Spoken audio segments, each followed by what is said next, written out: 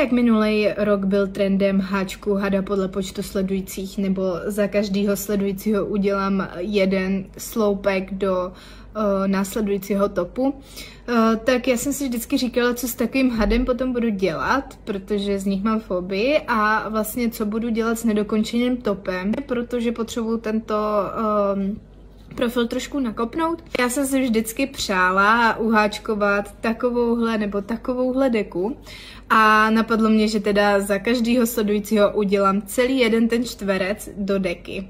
Takže mi pojďte pomoct uháčkovat moji vysněnou deku. A abych vám to i trošku obohatila, sehnala jsem takovýto karty, ze kterých vždycky vyberu úplně náhodně a podle toho uháčkuju. Zavřu oči a vyberu třeba tuhle.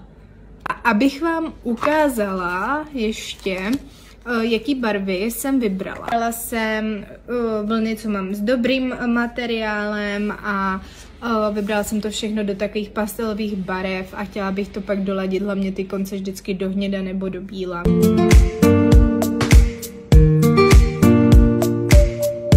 Ještě co jsem si na to pořídila na blokování toto. Takže jsem si to tu před chvílí sestavila a bych do toho mohla dát výsledný čtverec. Tak já už jsem se přesunula do své háčkovací polohy a jdu na čtvereček.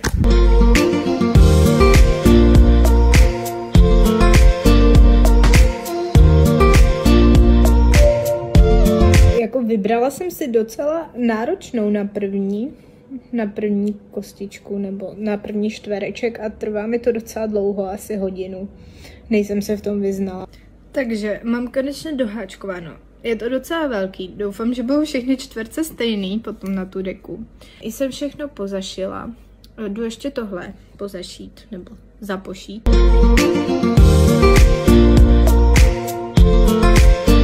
A nezapomeňte mě sledovat, abych mohla udělat takovýto čtvereček i za vás a pomoct mi tak vytvořit teda mou vysněnou deku.